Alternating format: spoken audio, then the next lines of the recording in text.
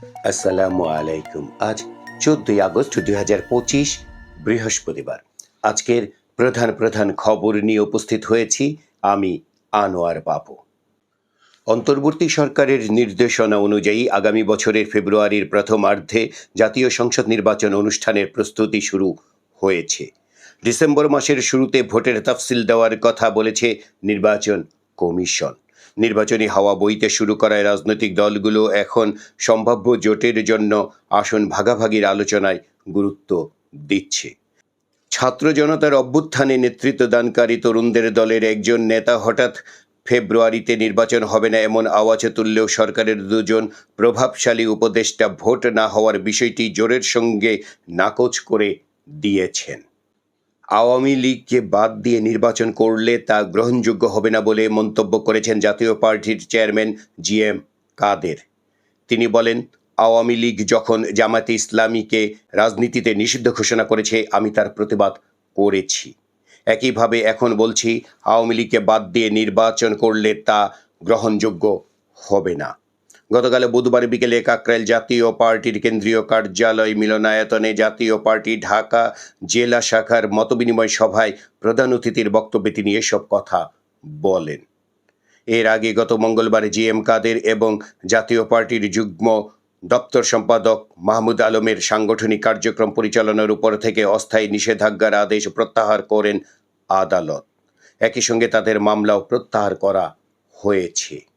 ত্রয়োদশ জাতীয় সংসদ নির্বাচনের তফসিল ঘোষণার আগেই অন্তর্বর্তী সরকার থেকে পদত্যাগ করবেন বলে জানিয়েছেন স্থানীয় সরকার উপদেষ্টা আসিফ মাহমুদ সজীব ভুঁইয়া। তিনি বলেছেন, 2018 সাল থেকে আমি রাজনীতিতে যুক্ত। রাজনীতিতে আছে এমন কারো নির্বাচনকালীন সরকারে থাকা উচিত না, তাই নির্বাচনে তফসিল ঘোষণার আগেই সরকার থেকে সরে যাব। গত মঙ্গলবার রাতে যুক্তরাষ্ট্রভিত্তিক বাংলা গণমাধ্যম ঠিকানা টেলিভিশনের প্রধান সম্পাদক খালেদ মহিউদ্দিনের সঙ্গে টকশোতে তিনি একথা জানান। জুলাই সনদের আইনগত ভিত্তি দেওয়া ছাড়া ও বিদেশিদের দ্বারা কোনো পাতানো নির্বাচনে বাংলাদেশ জামায়াতে ইসলামী অংশ নেবে না বলে মন্তব্য করেছেন দলটির কেন্দ্রীয় নায়েবে আমির ডাক্তার সৈয়দ আবদুল্লাহ মোহাম্মদ তাহের। তিনি বলেছেন, কোনো কালো দাগ নিয়ে বিতর্কিত নির্বাচনে জামায়াতে ইসলামী অংশ নেবে না। প্রয়োজন হলে এ দেশের মানুষ আবার জীবন এবং রক্ত দিয়ে একটি সুষ্ঠু নির্বাচন আদায় করবে ইনশাআল্লাহ।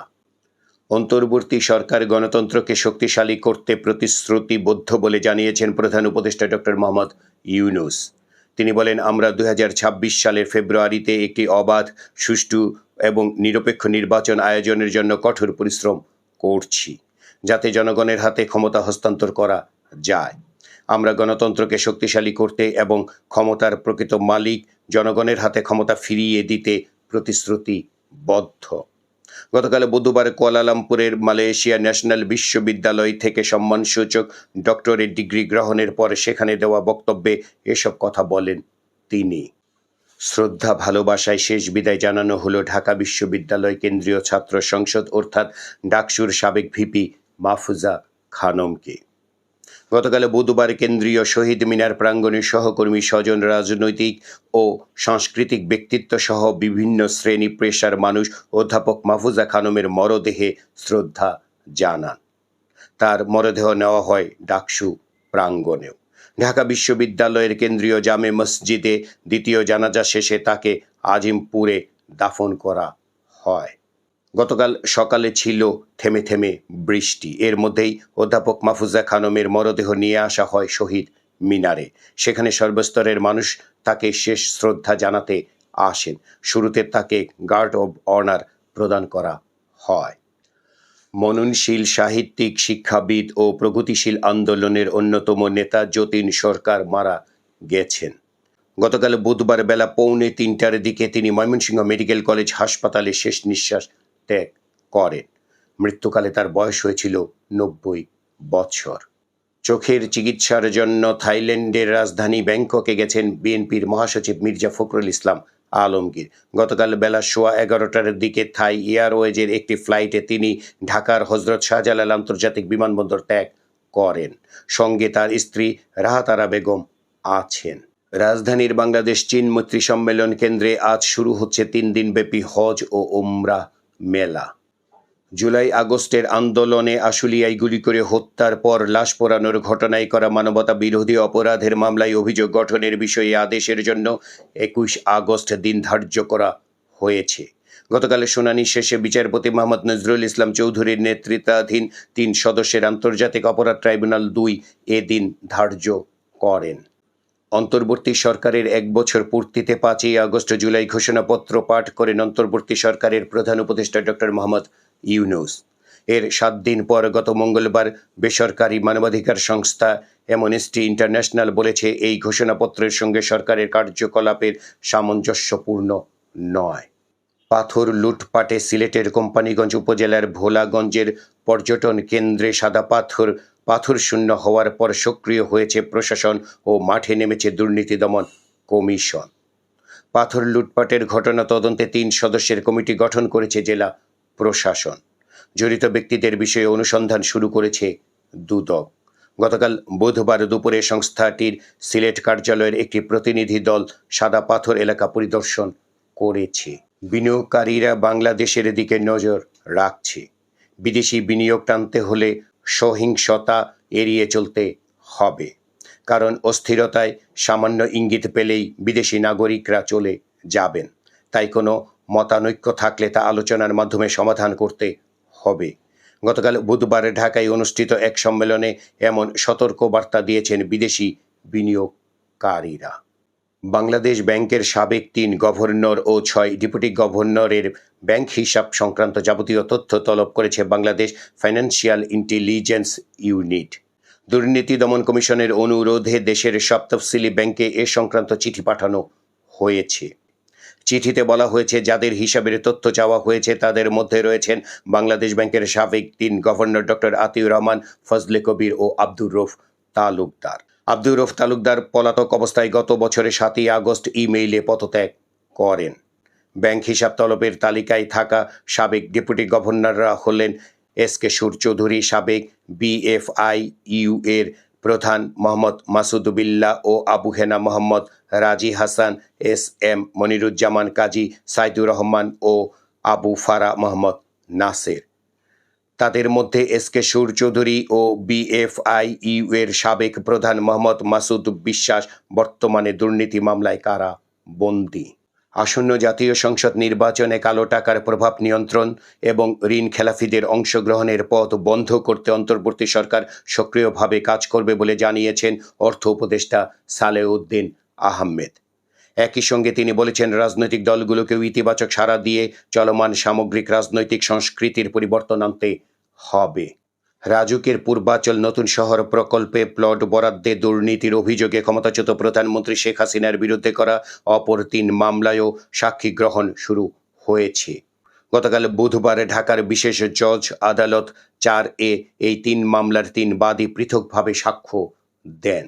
বেসরকারি এমপিওভুক্ত শিক্ষা প্রতিষ্ঠান জাতীয়করণ সহ বিভিন্ন দাবি আদায়ে মহাসমাবেশ করেছে শিক্ষক কর্মচারীরা। দাবি বাস্তবায়নে তারা ১ মাসের সময় বেঁধে দিয়েছেন। এর মধ্যে দাবি মানা না হলে ৩ দিনের কর্মবিরতি সহ লাগাতার কর্মসূচির হুঁশিয়ারি দিয়েছেন শিক্ষকেরা। গতকাল বুধবার সকাল ১০টায় জাতীয় প্রেস ক্লাবের সামনে সড়ক অবরোধ করে জাতীয়করণ প্রত্যাশী জোটের ব্যানারে শিক্ষক সমাবেশ ও সচিবালয় অভিমুখে পদযাত্রা কর্মসূচি হয়। বিএনপি ক্ষমতায় গেলে তাদের পুলিশি হত্যা মামলা সহ বিভিন্ন ধরনের আওয়ামী নেরেটিভ মামলায় ফাঁসানো হবে বলে আশঙ্কা প্রকাশ করেছেন বৈষম্য বিরোধী ছাত্র আন্দোলনের সাবেক নেতারা। গতকাল বুধবার দুপুরে কিশোরগঞ্জ জেলা পাবলিক লাইব্রেরিতে সংবাদ সম্মেলন করে তারা এই আশঙ্কার কথা জানান। সংবাদ সম্মেলনে বৈষম্য বিরোধী ছাত্র আন্দোলনের সাবেক নেতারা বলেন, আন্দোলনের ১ বছরের মাথায় বিপ্লবীদের বিরুদ্ধে বিভিন্ন মিথ্যা মামলা দিয়ে হয়রানি করা হচ্ছে। তারা জাতীয় নাগরিক পার্টি এনসিপি মুখ্য সংগঠক সার্জিস আলমের বিরুদ্ধে করা মানহানির মামলার তীব্র নিন্দা ও প্রতিবাদ জানান। তাদের দাবি, কোনো ধরনের মিথ্যা মামলা দিয়ে বিপ্লবীদের দমানো যাবে না। দফায় দফায় ভারী বর্ষণ এবং উজান থেকে নামা পাহাড়ি ঢলে ৬ জেলার নদ নদীর পানি বৃদ্ধি অব্যাহত রয়েছে। কয়েকটি স্থানে ইতোমধ্যে বিপদসীমা অতিক্রম করেছে পানি। এতে ডুবে গেছে রাস্তাঘাট, ঘর বাড়ি ও ফসলের ক্ষেত। বাধ্য হয়ে অনেকে কাঁচা ধান কেটে ঘরে তুলছে। অনেকে পরিবার নিয়ে আশ্রয় নিয়েছে নিরাপদ স্থানে। এর মধ্যে খবর পাওয়া গেছে কোথাও কোথাও শুকনা খাবার, বিশুদ্ধ পানি, ওষুধের সংকট দেখা দিয়েছে। মিলছে না ত্রাণও। গত ২৪ ঘন্টায় ডেঙ্গুতে একজনের মৃত্যু হয়েছে আর হাসপাতালে ভর্তি হয়েছেন ৩২৫ জন। যশোর সদরের কাশিমপুর ইউনিয়নের দৌলতদিহি গ্রামে রেজাউল ইসলাম নামে স্থানীয় এক যুবলীগ কর্মীকে বাড়ি থেকে ডেকে নিয়ে গলা কেটে হত্যা করা হয়েছে। গত মঙ্গলবার দিবাগত মধ্যরাত ১২টার দিকে এ হত্যাকাণ্ডের ঘটনা ঘটে। আন্তর্জাতিক খবরে দেখা যাচ্ছে ইউক্রেনের প্রেসিডেন্ট ভলোদিমির জেলেনস্কি সাফ জানিয়ে দিয়েছেন যুদ্ধবিরতির অংশ হিসেবে কোনো ভূখণ্ড ছাড়বে না তার দেশ। ব্যাংকিং সেক্টরের খবরে দেখা যাচ্ছে কেন্দ্রীয় ব্যাংকের নির্দেশনা অমান্য করে নিয়ম বহির্ভূতভাবে বাড়তি দামে ডলার বিক্রি করেছে শাহজালাল ইসলামী ব্যাংক। ডলার কারসাজির মাধ্যমে ব্যাংকটির ঢাকা প্রধান কার্যালয় উত্তরা সহ কয়েকটি শাখায় গ্রাহকের কাছ থেকে প্রায় ৮৫ কোটি টাকা অতিরিক্ত আদায় করা হয়েছে বলে তদন্তে উঠে এসেছে। অভিযোগের সত্যতা মেলায় এরই মধ্যে ব্যাংকটির এক ডিএমডি সহ ২ কর্মকর্তাকে অব্যাহতি দেওয়া হয়েছে। বিনোদনের খবরে দেখা যাচ্ছে সঙ্গীত শিল্পী অনুপম রায় সম্প্রতি যোগাযোগ মাধ্যমে লিখেছেন, গানের প্রতিযোগিতা বহু যুগ ধরে চলে আসছে। তবে আগে প্রতিযোগিতার মূল লক্ষ্য ছিল প্রতিভা খুঁজে বের করা, কিন্তু এখন এর সঙ্গে বিনোদন জড়িয়ে গেছে, বাণিজ্যিকরণও হয়েছে। এই অনুষ্ঠানগুলো থেকে অর্থ উপার্জন করাও একটা উদ্দেশ্য। ফলে একটা গোটা ইন্ডাস্ট্রি গড়ে উঠেছে প্রতিযোগিতার উপর নির্ভর করে। এই ছিল আজকের প্রধান খবর। আমাদের এই খবর নিয়ে আপনাদের যদি কোনো মতামত থাকে তাহলে কমেন্ট বক্সে জানাতে পারেন। আর আমাদের এই চ্যানেলটি সাবস্ক্রাইব করে আমাদের সাথেও থাকতে পারেন।